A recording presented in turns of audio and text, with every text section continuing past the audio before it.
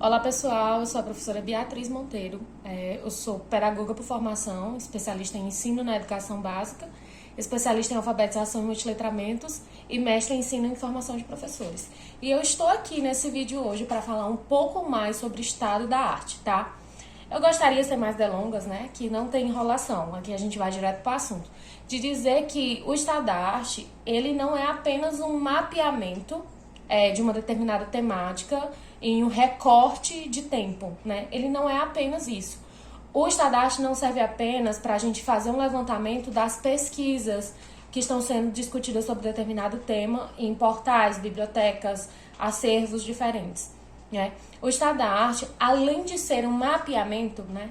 Isso não quer dizer que ele não seja, além dele ser um mapeamento, ele também serve como instrumento de análise e de categorização, para a gente conhecer o que vem sendo discutido sobre determinada temática e encontrar também as lacunas que não estão sendo discutidas, né? Ou seja, o estado da arte ele também contribui como uma forma de justificativa da sua pesquisa, uma vez que nesse levantamento você viu essas brechas, né? Essas lacunas naquilo que você estava pesquisando. E o estado da arte, ele obedece uma sistemática, não é apenas levantar e trazer e expressar essas pesquisas. Não é isso, né? Quando eu digo que ele não é apenas um mapeamento, ele também é um instrumento de análise, de categorização, discussão dessas pesquisas, para a gente conhecer o que vem sendo discutido e conhecer também as lacunas que se estabelecem a partir disso, que se mostram a partir disso. Eu também estou querendo dizer que esse procedimento, né, do que ele deve ser compreendido na aplicação desta metodologia de pesquisa. Porque uma vez que a gente não se apropria do que ele a gente vai estar fazendo qualquer coisa menos estado da arte. Tá? Então, e é muito comum a gente ver isso, porque não é uma prática comum no nosso país. No Brasil não é uma prática comum, mas ela vem ganhando forma pelo desejo. Por quê? Porque a gente tem uma crescente de pesquisas e a gente precisa fazer esse levantamento a fim da gente conhecer essas discussões, principalmente sobre as temáticas que nós estamos construindo na pesquisa, tá?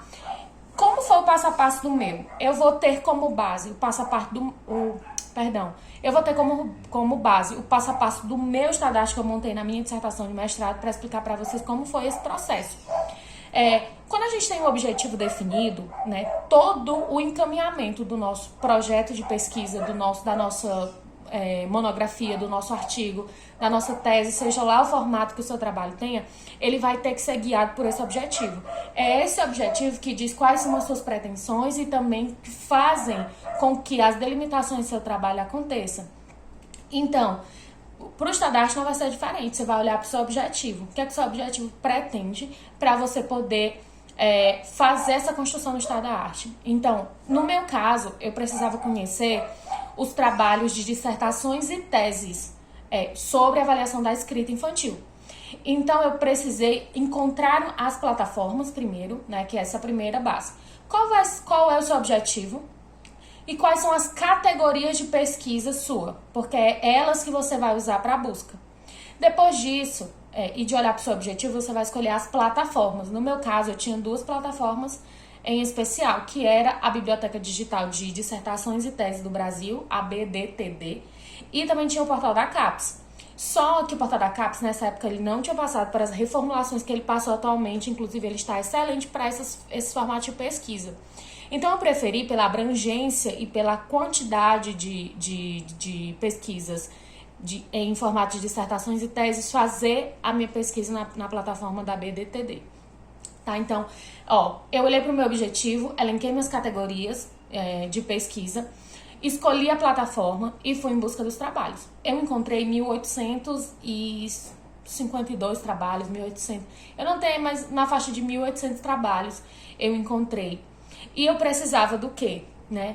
Bia, depois que a gente faz isso, que a gente olha para os nossos objetivos, que a gente elenca as categorias que a gente vai, que tem ali, clara, na nossa temática, e aí a gente escolhe as plataformas, o que a gente faz quando a gente encontra esse volume de trabalho? Eu quero dizer para você que a busca, tanto a busca simples e principalmente a busca avançada, ela vai trazer muitos trabalhos. que tenha aquelas palavras-chave que você usou na busca. E isso não quer dizer que todos esses trabalhos se relacionam com a sua temática. É por isso que você precisa ter critérios. Você precisa elencar critérios. Quais eram os meus critérios? Esse trabalho tem a ver com avaliação da escrita. Esse trabalho tem a ver com avaliação na alfabetização, que era o meu período em estudo. Então, eu fiz uma lista de critérios que fossem capazes de selecionar apenas os trabalhos que se relacionavam diretamente com a minha temática. E isso é muito importante, porque você faz um filtro, né? E aí, a partir disso, eu fui lendo os títulos primeiro. Então, eu comecei a eliminar trabalhos que tinham a ver com a língua inglesa, com os anos finais, enfim, fazendo esse filtro grosso. Depois que ficou um número menor de pesquisas, eu fui fazendo o filtro mais refinado, que foi fazendo a leitura dos resumos, né? Depois da leitura dos títulos, a leitura dos resumos. E selecionei os trabalhos que tinham a ver com a minha temática. Eu cheguei a 16 trabalhos. 13 dissertações e 3 teses de doutorado. E aí, Bia, você fez esse filtro, ele é cansativo, ele dá trabalho. Fazer pesquisa dá trabalho, né? A construção do conhecimento, a sistematização desse conhecimento nessa busca é uma coisa que dá trabalho, né? Não vá achando que é um processo fácil. É um processo, para mim, é um processo muito prazeroso, porque eu gosto muito dessa atividade específica da pesquisa, né? De fazer essa seleção, categorização, análise. Mas, gente, abrindo esse parênteses, dá trabalho, fazer pesquisa dá trabalho, né? Então, depois desse processo de encontrar as minhas pesquisas, eu preciso analisá-las. Porque aí vem outro quesito. Vem as categorias, elas se relacionam com a temática, mas isso não quer dizer que todas elas tratam especificamente da mesma coisa naquela área. Não, elas têm vertentes diferentes. Então, depois de analisar cada um dos trabalhos, eu elenquei categorias em comuns que se repetiram ao longo da leitura dos trabalhos, né? Então, depois de ter feito as categorias, meu trabalho ficou com 3 categorias principais.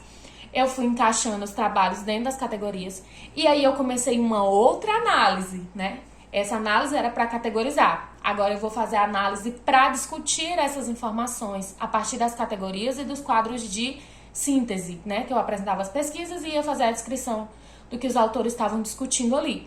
Então, a partir das categorias, eu ia lá agora nos trabalhos ver quais eram os seus objetivos, quais eram os seus aportes teóricos, né? Como é que ele definiu os capítulos, qual foi o caminho metodológico adotado e quais eram as conclusões. Então, eu segui esse caminho em todos os trabalhos que eu encontrei, nos 16 trabalhos, de saber quais eram os objetivos, de apresentar os objetivos, fazendo essa conversa entre os autores de uma mesma categoria.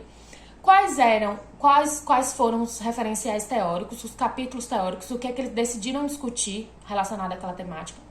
Qual foi o caminho metodológico adotado e quais eram as conclusões. E eu descrevi isso em todos os autores, né? Todos os autores, o que eles pretendiam, os aportes, a metodologia, as conclusões.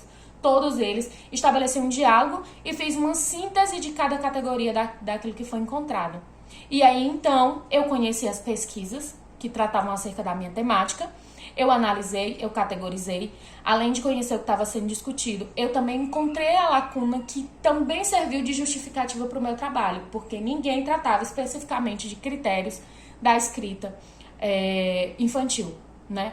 Então, eu encontrei a minha lacuna, eu já tinha a minha... Vocês sabem que a introdução é sempre um elemento que a gente finaliza por último, embora a gente faça um esboço dela inicialmente, a gente finaliza por último, então isso agregou a minha justificativa e a necessidade da discussão do meu trabalho. E eu pude fazer essa sistematização completa, né? Alguns autores vão dizer que quando você opta por uma plataforma específica, isso é um estado do conhecimento.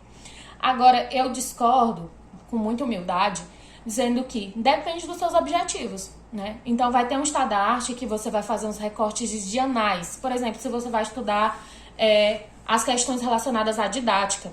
Então, você sabe que um grande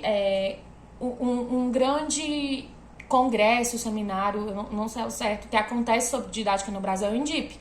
Então, você pode fazer um estado da arte dos anais desse evento, né?